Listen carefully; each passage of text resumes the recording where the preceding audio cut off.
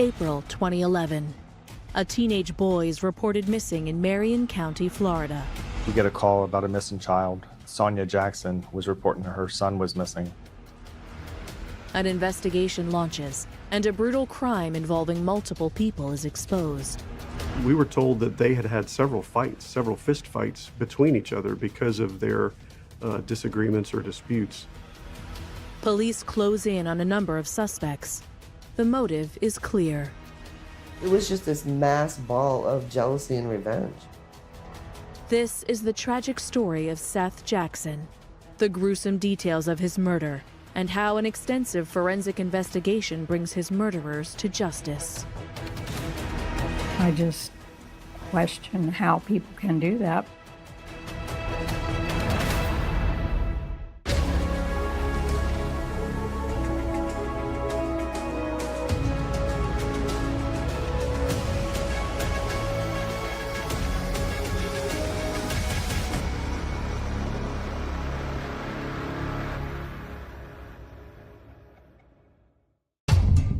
April 11, 2011. A distraught mother, Sonia Jackson, reports her son missing. I respond to the address. We get the story, when's the last time you seen your son? When's the last time you heard from your son? She told us that was the previous evening. She was having text conversations with him, and then all of a sudden there was no communication whatsoever. She got concerned. Initially, when Seath was reported missing, we simply assumed he was a runaway. At no time did we feel there was foul play or any reason to be overly concerned. But just a few hours later, that is all to change. Sometime throughout the evening, somebody anonymously called her and said her son had been shot. With her son missing and reports of a shooting, mother Sonia Jackson desperately looks to the people her son Seath was last in contact with. One name comes up: ex-girlfriend Amber Wright. Miss Jackson informed us that she had spoken to Amber Wright and that Amber told a story about meeting up with Seath Jackson on the night he went missing. There was texts from Seath to his mother telling her exactly where he was going and that Amber had texted him and that he was going to meet her. Police track down ex-girlfriend Amber and another friend who was present that night, Charlie Ely. We spoke with Amber and Charlie, and they told us that the last time they seen Seath was down the street, quarter mile away at a Bellevue Hills subdivision, which is another mobile home park down the road from where she lived. And the last time they'd seen him, that he was talking with his mom, he got mad at his mom and took off. And the last they had seen of him was at that intersection, and as they was walking down the road, they heard fireworks go off. For law enforcement, the incident is unusual for a relatively crime-free area. Back in 2011, Summerfield was a quiet area. It's mostly farmland. The Villages is a retirement community that kind of keeps creeping closer and closer. But all in all, Summerfield has always been just a quiet farm type area. I don't think that you would consider it a lot per capita for what we had, but you know, we had murders and we had drug problems in this county. The sheriff's office opens an investigation and starts looking into Seath's background. Seath was a teenager that grew up in the neighborhood. He'd lived there pretty much the whole time, had a lot of friends in that neighborhood. There was Charlie Ely, Justin Soto, Kyle Hooper, Amber Wright. His brother said he was very loving, very caring, and the pictures around the house that I saw of him, he was goofing with his brothers, just a typical fun-loving 15-year-old. Seath had started seeing Amber Wright in 2011. His parents weren't happy about the relationship. Seath Jackson and Amber Wright had dated back and forth. They had broken up a few times and then they would get back together. But ultimately, people would describe their relationship as pretty volatile. When they would fight, they slung mud at each other. And it wasn't just pick it up and sling mud, it was with backhoes. They slung mud at each other. They had a lot of horrible things to say about each other. I don't know that even a quarter of it was true. But at that age, When all your friends think that, it becomes your truth. During one of the many breakups between Seath Jackson and Amber Wright, they would taunt each other on social media. They would send each other nasty messages. They would call each other names. They would basically just try to insult each other for anyone on social media to see. After one of the breakups, Amber found a new man. After Seath Jackson and Amber Wright broke up, at some point Amber Wright started dating Michael Bargo, and this created a bit of friction between Michael Bargo and Seath Jackson. The tension between Bargo and Seath gradually became more intense. Michael and Seath had a disagreement over Amber, so it was kind of a jealousy thing between Michael Bargo and Seath Jackson. We were told that they had had several fist fights between each other because of their disagreements or disputes. And we were also told that Seath Jackson was usually the one who won those fist fights. We were also told by Seath Jackson's mother that Michael Bargo had threatened Seath numerous times. He would make comments that, I have a bullet for you, or I'll burn your house down. And it was also well known throughout the neighborhood that Michael Bargo typically carried a gun with him.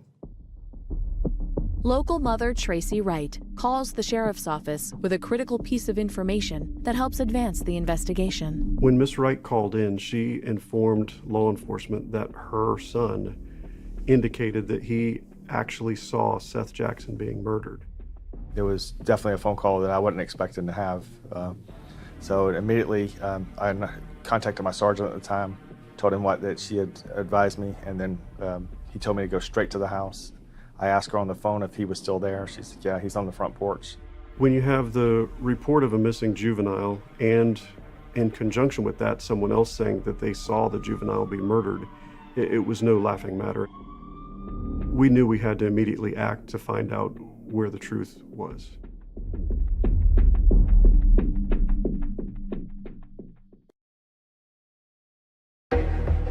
"17-year-old Kyle Hooper has been called into Marion County Sheriff's Office. Kyle reportedly witnessed the murder of missing high school student Seath Jackson 2 days before, on April 17th. Kyle was a juvenile himself, and you could tell he was nervous, but you could also tell he was disturbed by what he had saw. A lot of it was Kyle's mannerisms. When I first interviewed him, I brought him into the interview room and his mother came in with him, which is perfectly fine. But during the interview, Kyle, I think it was more his body language than it was exactly what he was saying that made me wonder that something was missing. He was not telling me everything. Charlie, you and Mike all live in the same and house. Roach, there's another. I don't know his real name. They call him Roach. Justin Soto. Justin Soto. Okay. Yes, ma'am. So you all live at you guys all live together in one house. Yes, and Okay. Amber was staying there, but a little bit. But Kyle was very specific about what he had seen. Kyle talked about seeing Seath Jackson attacked by Michael Bargo and being shot. And I hit him over the head with a stick. Who'd you hit? Seath. Okay. And he was in the chair, and I got in the kitchen. I said, now get the out the house. And then all of a sudden I hear, bam, bam, bam. Mike sitting there laying bullets into him. But initially, Kyle did not indicate that he was part of the plan or part of the attack. And about that time, his mother got a phone call and she went to step out of the room, and I asked her, can I continue to talk to him? And she said, absolutely, and she walked out. That's when Kyle and I started talking about what really happened. After some questioning, Kyle ultimately indicated that not only was he involved in the attack on Seath Jackson, but that his sister Amber and friends Charlie and Justin were also involved, and it was all orchestrated by Michael Bargo. Did you see Michael Bargo shoot Seath? Yes, ma'am. The bombshell was when Kyle confessed, we found out that all of them were involved at that point. Kyle gives a reason for his involvement. He indicated that he participated in this attack on Seath Jackson because he had been made aware of a couple of incidents where Seath Jackson had maybe struck his sister, and that's why he felt like he was justified in participating in this attack. Seath had not only been shot, his body had also disappeared. Detectives now start to press Kyle Hooper on where they could find the body. When asked where the remains were, I think Kyle said he didn't know, but Michael Bargo had said something about a quarry, and it was over by the sporting goods store, and that was how we got to that. Detectives start to bring in the group of friends named by Kyle Hooper for questioning. Charlie Ely is next to be interviewed. She said she was aware that Amber had attempted to lure Seath to the house and even talked about how they went and met him at a street corner. But ultimately, when Seath came to the house and the attack began, she said that she and Amber went into a bedroom and closed the door and then just stayed there the entire night and didn't have any clue what had happened to Seath Jackson. Amber and Seath were talking, and Kyle comes out of nowhere and hits him, and me and Amber dart to my room. Where did he hit him at? Over the head. And what happened? Did he fall to the ground? He looked dead. Like, I didn't really see anything. I mean, he kind of looked like woozy, because, like, I looked back, and while me and Amber were running to my room.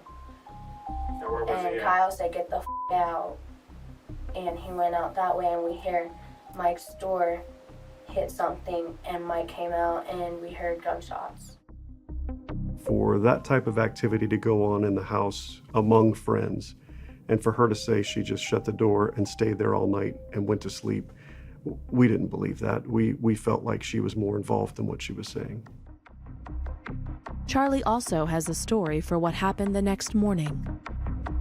She said the next morning they woke up and went into the house and they could smell bleach and they knew something had happened, but didn't know exactly what. Is that when you guys got up and started looking around? And, Like, we didn't really look around a lot because we didn't really want to be in the house. okay, but what did you notice about the house? It, like, it looked, like, cleaner than what it was. Charlie Ely also talked about how she had been threatened by Michael Bargo, and that Michael Bargo threatened that if you say anything or tell anything, I'll kill you too.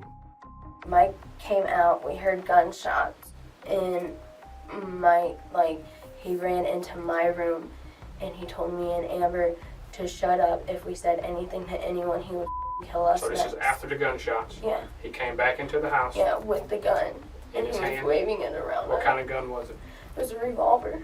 Okay. I mean, he's letting us, touch it. So our fingerprints are on it. And obviously seeing what he had done to Seath Jackson, I'm sure there was a little bit of truth to that statement. But again, I feel like she was minimizing her own involvement and what role she played. Investigators locate Michael Bargo, who demands an attorney be present. They continue to interview the other suspects in the case. Ex-girlfriend Amber Wright is next. The first initial interview, it was a lot of untruthfulness. But when they finally confronted her with what her brother had said, she finally confessed. Amber, Michael Bargo, Charlie Ely, and Kyle, they had all got together and decided that they were going to lure Seath to Charlie Ely's house, but at one point it was just to beat him up. And she talked about how he came into the house and Kyle hit him, Michael Bargo hit him, and the two girls ran to the bedroom and shut the door, and they heard some gunshots, but they didn't know anything. They didn't come out of the room till in the morning. Kyle hit him first. Kyle hit him first? How many times did Kyle hit him? As of right now, he only hit him once or twice because I didn't look at it. I was in the kitchen. Mm-hmm. And all I seen was Seth fly, and then Kyle Roach flew, and Mike flew right behind him. They grabbed him, and they fell down the stairs, and then all I heard was the gun go off.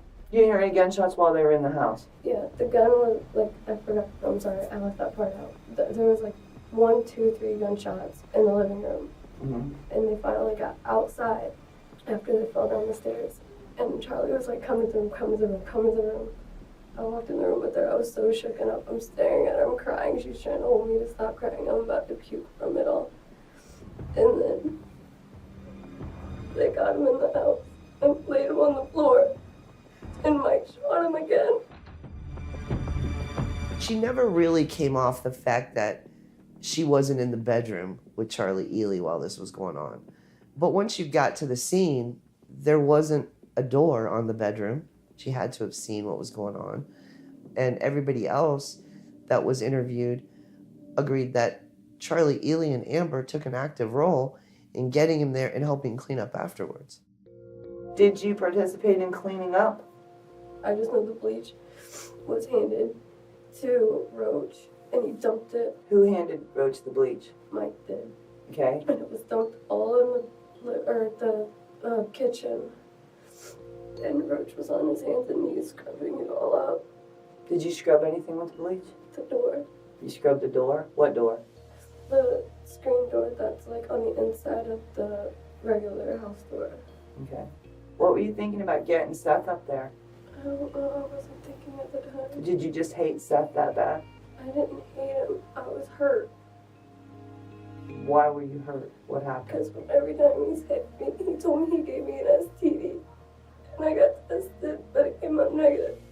And then he kept trashing my name. I lost all my friends to him.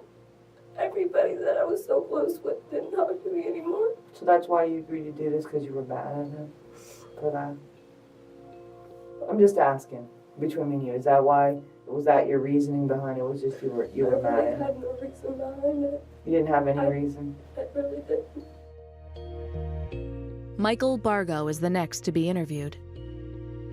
When Michael Bargo was taken into custody and brought to the sheriff's office, we saw that he had some cuts and scratches and some injuries to his face and to his hand, but he chose not to talk about those injuries or tell us anything about the incident.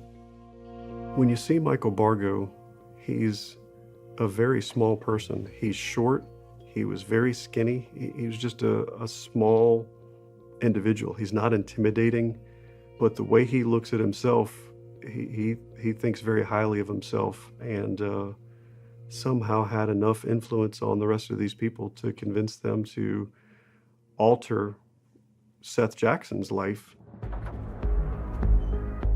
Next to be interviewed from the group of suspects is 20-year-old Justin Soto, the person the others refer to as Roach. Justin Soto also denied any involvement from the beginning, but after hearing the versions from the other people involved and sharing with him that the other people have told the whole story and also implicated him, it finally caused him to also understand that the truth was out, that there was no need in trying to hide it any further. Why did you like me the first time?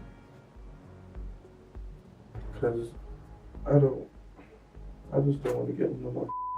I didn't even want to get in this.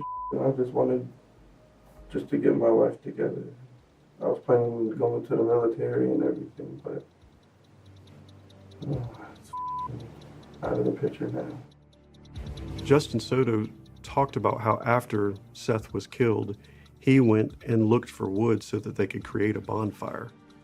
Mike and Kyle put him in like this blue thingy, and What's a blue thingy? I don't know, it's like a bag or something. Okay. And I took him out to the fire. Statements from the suspects are starting to suggest they burned Seath Jackson's body in an attempt to hide the evidence. We actually spoke to neighbors who lived in the area who talked about the bonfire and the size of this bonfire and said it was a huge fire that burned for hours and hours.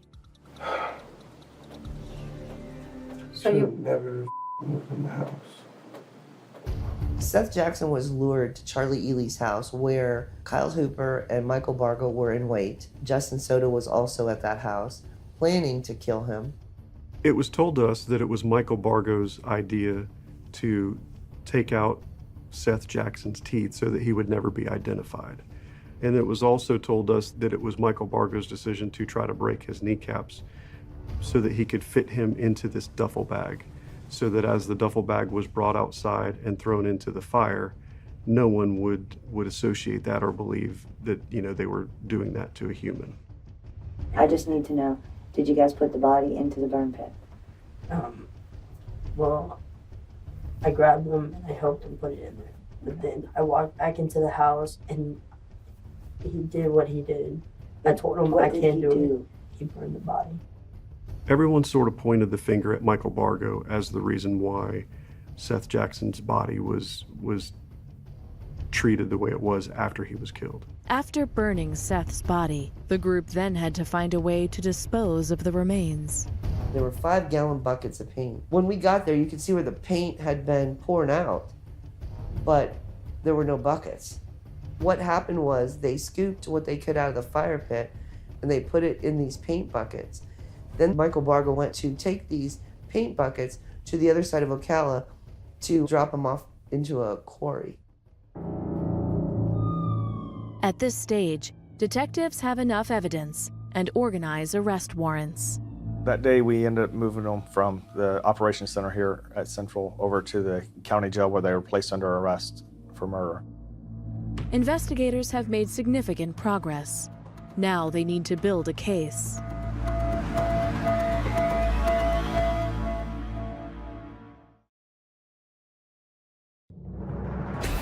On April 19th, with 5 teenagers in custody for the gruesome murder of Seath Jackson, Marion County detectives and forensic technicians descend on the first crime scene, the house where 15-year-old Seath had reportedly been beaten and shot multiple times. Near the end of the day, we had the search warrant approved by a judge, so myself and several members of our forensics team went to the house just to see how extensive this search is going to be.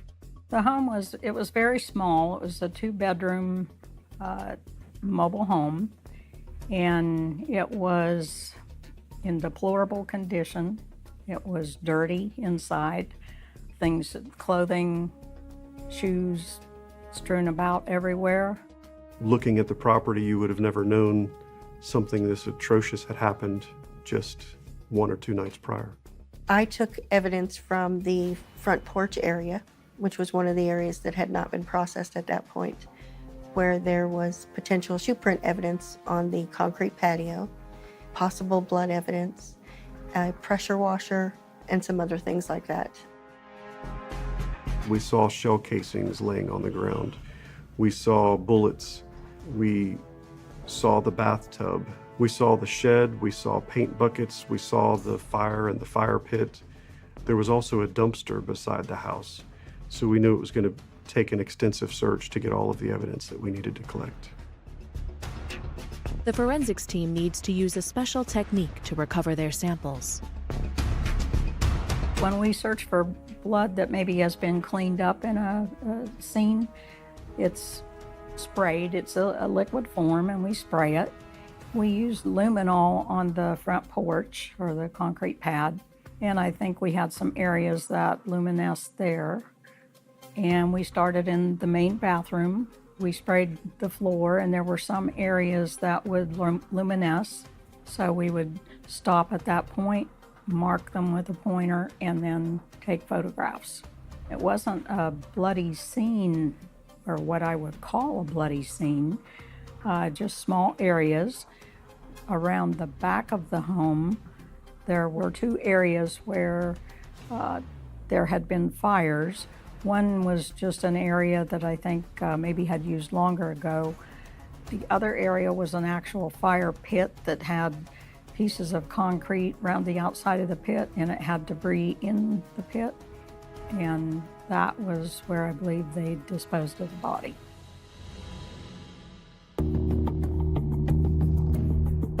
Once the remains of Seath Jackson was loaded into these paint buckets, they had to drive them to this quarry. And once they parked in a field, they had to actually carry these buckets through some wooded areas to get to the pond and the quarry. The team now needs to find the spot. We arrived in what would be a back area, which is the way that I was told the suspects traveled. As we began to walk the area, we saw shoe impressions and then circles in the sand. And the circles resembled that of what would be a 5-gallon bucket. And we were previously told that Seath Jackson's remains were burned and put in those 5-gallon buckets. So those things began to add up with the information that was provided, and we documented those things. We walked total of about 1.25 miles until we reached the Lime Rock Quarry. And there we saw a 5-gallon bucket floating in the water. We were told that the buckets had been weighted down with lead and thrown over the edge, but we also found evidence that some of those buckets hit the side of the quarry and actually dumped some of the remains out as it fell to the bottom of the pond. We had divers actually go into the pond and recover some of these buckets. When the buckets are opened, the detectives' worst suspicions are confirmed. The first bucket that was looked in, the lid was still remained on the bucket, and it was removed, and inside you could see the ash and charred debris, which still contained some of the original remains of Seath Jackson. Despite their professionalism, this discovery affects the team. The dive team, it was devastating to them. I was speaking with the diving coordinator, the guy in charge, and it was pretty tough on him. Believing all the evidence has been collected from the lime pit, the forensic team focuses its attention on the fire pit. Based on the information that was provided, the burn pits were of interest, and the dumpster itself. We had a professor from the University of Florida from the CA Pound lab come to the scene and actually sift through the fire pit. And Dr. Warren was able to find very small bones. And in looking at these bones, he surmised that the bones came from a young male. And Dr. Warren found numerous bones that had been left there and had not ultimately been thrown into the Lime Rock pit. As I watched Dr. Warren recover these small fragments of bone from this fire pit and confirm that these are human bones, it really brought reality to this crime. Up till now, I had just heard stories, and up till now, I had just listening to the people say what had happened. But now seeing exactly what they described, knowing it was true, and knowing that Seath Jackson's body was in this fire, and ultimately he's not coming back, it just brings everything to reality. And ultimately, I've never been one to become extremely emotional in cases. When I look at people or evidence, I just see it as evidence. You know, can this help me prove that a crime was committed? And can this help me prove that a certain individual committed this crime? But as I watch these bones being pulled out of this fire pit, I have to, as a parent, just understand the heartbreak that's going on in the Jacksons' lives right now. The next stage is forensic analysis. Once the remains from the fire pit and the Lime Rock Quarry had all been collected, they were all sent to the University of Florida, where they make every attempt they can to reconfigure Seath's body and determine if there's injuries and exactly how he possibly died. Well, there was a lot of ash, but when it was sent to the lab, there were remains of a body. Small bits of a body, but there was enough there to identify it. They would also utilize these bones to test for DNA to ensure that this is truly Seath Jackson's body. Ultimately, his death was ruled a homicide by the medical examiner's office based on the story we had received from each of the kids, and then also the findings of the lab at the University of Florida. Prime suspect and ringleader, 18-year-old Michael Bargo, reportedly shows the group how to dispose of Seath's body. I think Michael Bargo just watches too much TV. He decides that if anybody does find the remains, they won't know who it is because he'll pull the teeth out so there's no dental records, and maybe he's just sadistic. These people thought they could get away with something, but they didn't. They thought they were disposing of a body, but they didn't. All the defendants are formally charged. Now investigators have to share the heartbreaking news with Seath's mother that her missing son's remains have been formally identified. I went to the house. When I got there, I had called her and told her I had some news and I needed to come talk to her. She called family members And there was a lot of family there when I got there, and they said, she really believes that you were going to bring Seath home. That's what she thought. So I knew then that this was going to be really tough. So I went in the house and we sat down at the table, her and I and her husband, and I had to tell her that we had found Seath's remains, that Seath was no longer with us. I just kept her looking at me in my eyes. She latched onto my eyes, and you could see it in her face. She didn't want to believe anything I was saying. I did not tell her the whole story of how it happened. And I told her at that time that we needed to find a psychologist, and I would talk to the psychologist, and we would talk to her together, and we would do it in steps. There's no way you want to sit down with a mother and say, not only was your son lured there, he was shot, beaten, his kneecaps, they broke his kneecaps, they burned him in a fire, they pulled out his teeth, they put him in paint buckets and threw him off a ledge. I don't think she could have taken it. I remember looking in Mr. Jackson's eyes, and he understood what I was trying to say. But as I talked to Miss Jackson, she just still wanted to believe that he was just simply missing, or he had gone off with some friends.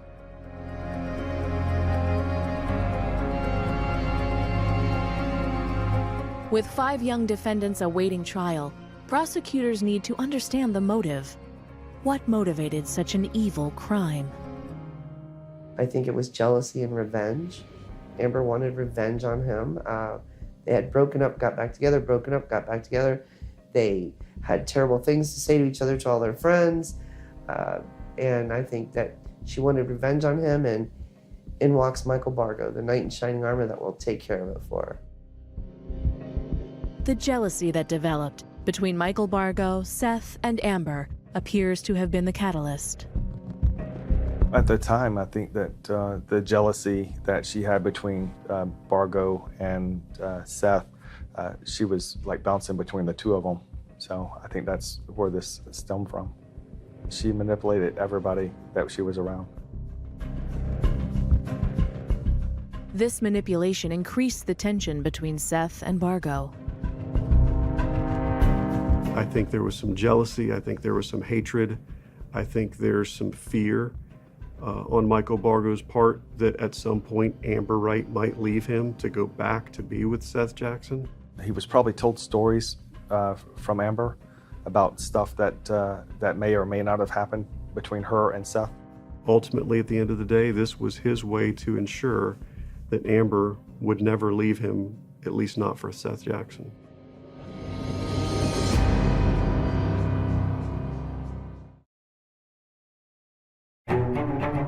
In the fall of 2011, the Marion County State Attorney's Office begins the trials of the 5 teenage defendants accused of beating, shooting, and killing 15-year-old Seath Jackson in April of that year. Charlie Ely and Justin Soto were found guilty of first-degree murder and sentenced to life in prison. During the court process, Charlie Ely would talk to her family, and they would laugh and joke about where they were going to go out to dinner as soon as she was found not guilty. She was completely convinced that she did nothing wrong and that she was going to walk away free. Do you think what you did was right or wrong? I think it was wrong. So you know what you did was wrong, right? Yeah. Okay. Well, at least I'm getting that from you. We know the difference between right and wrong. I just want to die. I don't want you to... You have a baby to live for, okay? Yeah, but how am I going to live for it if I'm in jail? It's a bridge we have to cross when we get there. When I testify at trials, I see the defendant sitting at the table, and I'll see how they're dressed, and they're always dressed well, and they're always trying to present well. But unfortunately, that's not always a true depiction of what they looked like or how they acted when they were choosing to commit this crime. But as I testify, I focus more on the jury. It's my job to tell the story. It's my job to be open and honest. And so I focus on them, and as I answer questions, I just try to tell them the story. I don't focus very much on whoever's sitting at the defendant's table. But those defendants continued to reveal more about what happened to Seath. Was he dead when you guys put him in the fire? Yeah, How do you know that? because Mike shot him again. Because he was still alive? Yeah. So he took at least 4 bullets. He was still alive. So Mike shot him one more time in the bathtub because he was still alive. There was no doubt in my mind that they were all involved and all should be found guilty. Oftentimes, defense attorneys are good at what they do. They're crafty. Oftentimes, jurors can be distracted by details that really aren't significant. So I understand that sometimes guilty people are found not guilty. But in my mind, I knew they were all involved. I knew they should all be found guilty.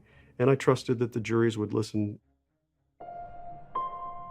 Amber Wright and her brother Kyle Hooper are tried together in 2012. They are both found guilty of first-degree murder and sentenced to life in prison.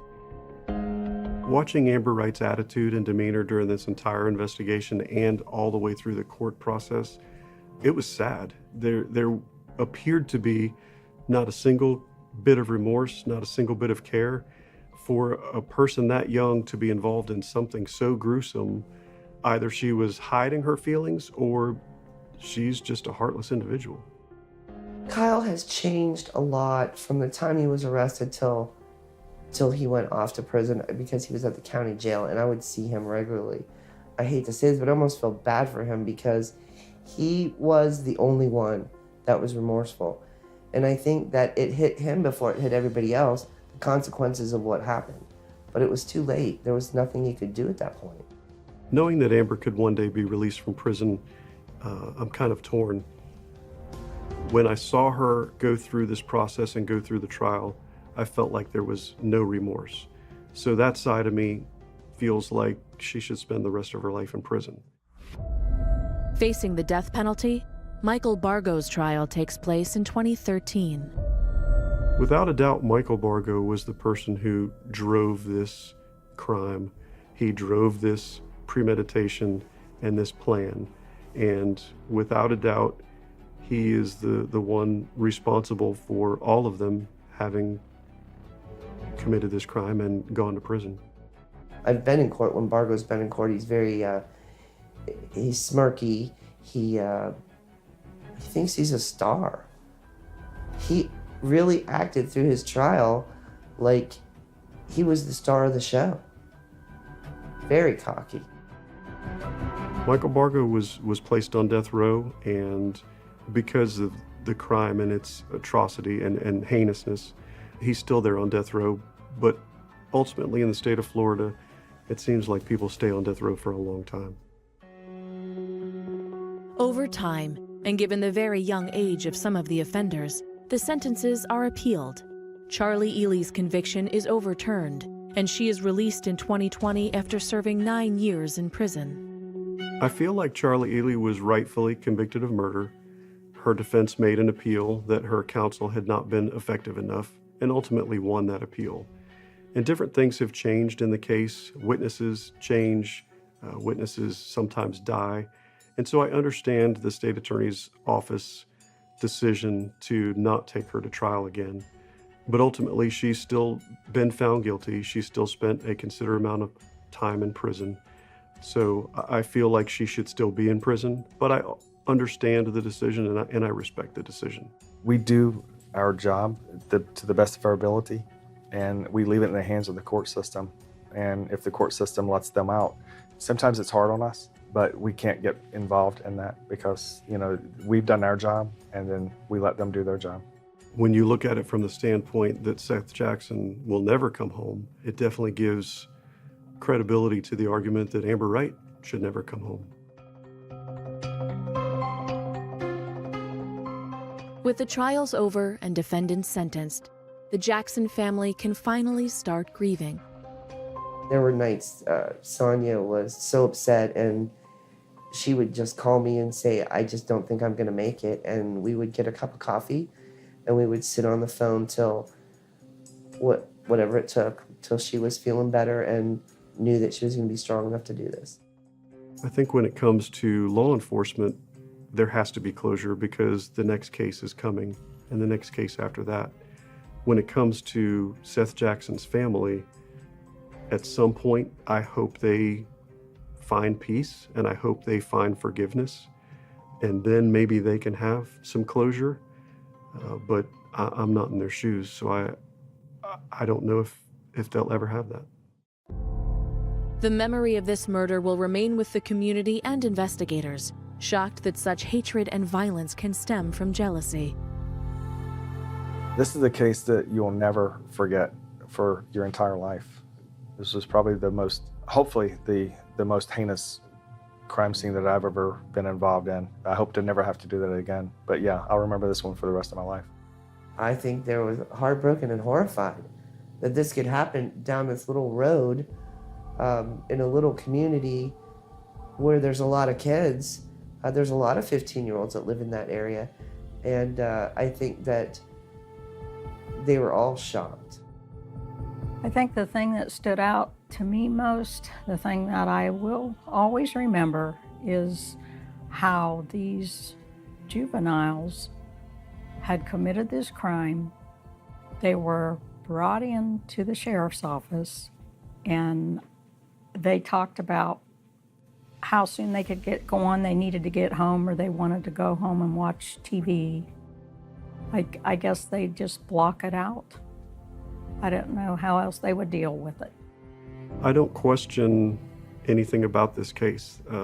This was a case of jealousy and hate, and I believe a ringleader convinced some influential people to join him in getting rid of his competition, and unfortunately they joined him and became part of this plan, and most of them are still paying for that still today.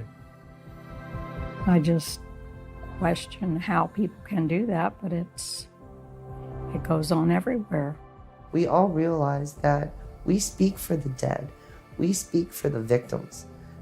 If we don't do our job, the victims don't get justice, the families don't get closure. You have to pull yourself up by your bootstraps sometimes and realize that it's not all about you. You've got a job to do and you need to go do it. For the Jackson family, it has to be heartbreaking each time you think of your son and think about how he died. I hope one day they find peace. I hope they find it in their heart to forgive. But I also understand this is their child. That day might not ever happen.